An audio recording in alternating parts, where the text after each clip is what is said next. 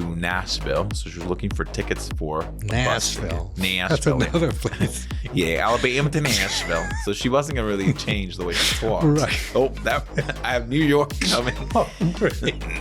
That's a mess over there. I got a mess over here, including my voice. Hey everybody, I'm Lex. And I'm Tony. And this is the Lex and Tony Show. Welcome. Every single week, we take the top trending topics, whatever people are talking about online, and we untangle what matters. From what's basically BS. We also feature interviews with up-and-coming artists and community leaders who are making a huge difference. Stay tuned for the second part of our interview with Zero the Writer and Avery. Before we share the interview with Avery and Zero the Writer, though, we're going to talk about this woman in Alabama who cried wolf and got caught in her lies. She's a lying woman. What is going on over there with I just can't. I always say, anytime I say Alabama, I can't say it any other way. Can you say Alabama? Alabama? I see. It's kind of catchy. I know. That's Alabama. I might do the whole interview like this, the whole conversation like this. Is that a good Southern accent? It sounds like a really bad Southern accent. It sounds cartoonish too. I'm not like mocking anybody. It's just, it sounds like that, you know? Well, it's got that twang. Yeah, but anyway, so this woman in Alabama, she went missing for 49 hours. Here's how it all started. I need to stop with the accent. So here's how it started. She called the police because she was driving down the highway. Right.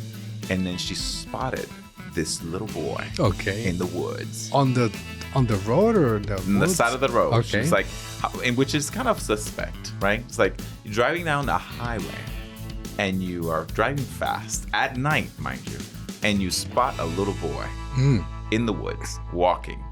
According to her, she told them, she called 911. 911 dispatch was like, "Hello, this is 911. What's your emergency? Right. This is Alabama. This is the Hoover Police Department.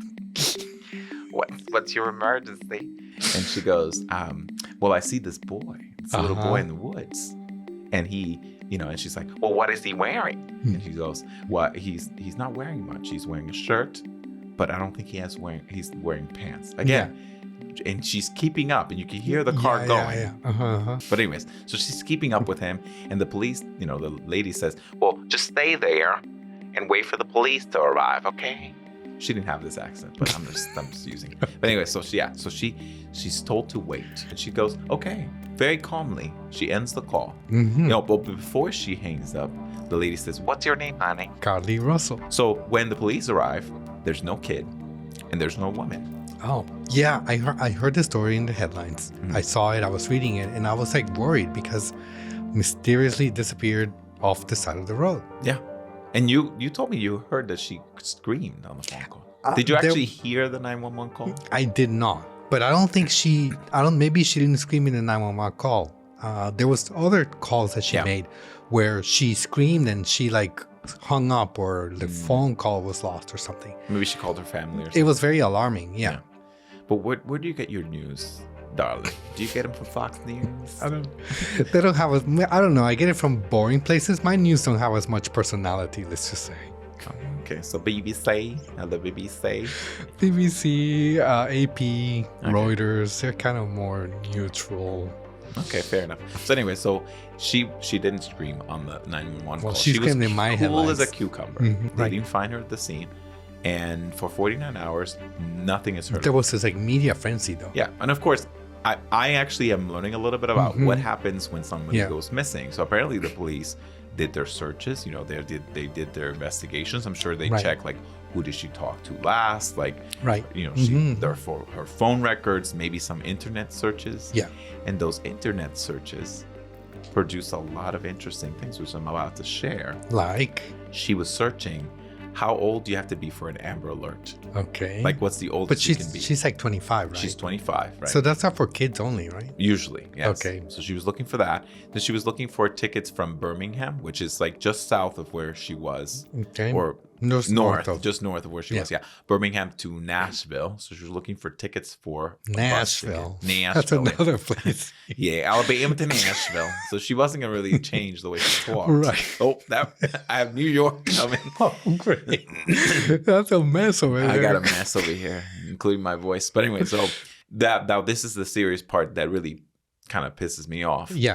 Is that the end of the story is She returns home after 49 hours. And I was like, oh my gosh, she made it home alive. I thought that was like a good story. Yeah. Except they were saying she's not talking to anybody because she's like in a really bad state. And she went to the hospital. And I thought, what happened to this girl? So she wasn't speaking for herself, obviously. Right. And you would assume that in a situation like that, you need somebody to like compose themselves or whatever. You know, if something bad had happened to her, she would have been like even in the hospital on her phone saying, hi, everybody, thank you. I'm fine. You know, thanks for searching for me. Right. But nothing, silence. Only her family was talking for her, which I thought was kind of odd. People were activated to search for her. Yeah. She got national, international attention. She was all over the news. Her photos, her picture, you know, her name was plastered all over the headlines, and people were activated. I'm talking about people who had lost their kids and were searching for her. This is where it gets a little serious. I know we're making light of it because of how ridiculous it is that somebody would carry out a hoax like this. Because yes, it turns out that she made it all up. This week, she came out through her lawyer and made a statement to the police department saying she made it all up. Her boyfriend, who had been searching for her, is now her ex. Like, they broke up. I mean, I would break up with the girl. Maybe they were in trouble already, and she was trying to get attention or do a stunt. What do you think about this? Do you think she should get some penalties, fines, criminal charges? My opinion, she should get some like treatment or help. This is like a call for help, and she obviously had no idea of what the consequences would be. I don't think so. I don't think that she had no idea. I think she's 25 years old. She's a pretty grown woman. She's also a nursing student, which my recommendation personally, I don't want her to prick me at all. Like, I don't want her anywhere near me. She's a liar.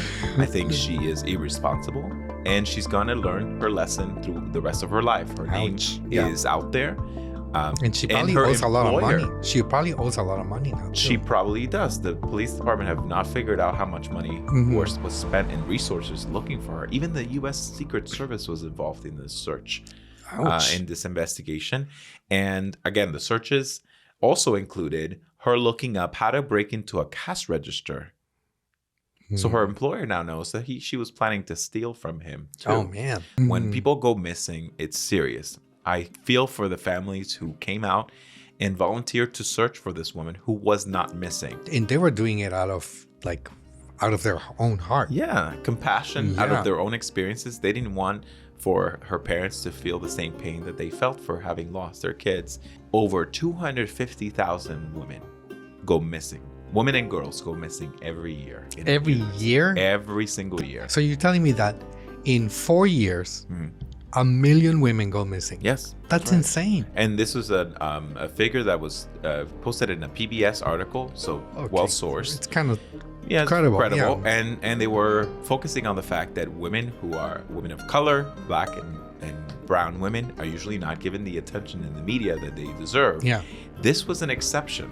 Right. For me. Like, I saw her everywhere, and I was happy to see it. Obviously not because of the circumstances that she was missing, but that she was getting the attention so that she would be hopefully recovered. Yeah, like a young black woman getting all this attention. But I also kind of felt like it was kind of creepy attention because all you saw was these like very manicured pictures of her. And I thought, if she wasn't that pretty, would she be getting all this attention? And I that kind of creeped me out. It's a valid question. I mean, we've seen, cases like Gabby Petito a few years ago who went missing and got wall-to-wall coverage. And the media gets obsessed. This also reminded me, like, I thought, okay, it's an emergency. It's somebody who's very beautiful and glamorous. And then she's like, the media is all over the place looking for, maybe waiting for something bad to happen. Kind of like the submersible story, something very flashy and novel. And then, waiting for things to go wrong. And I thought, this is just like such...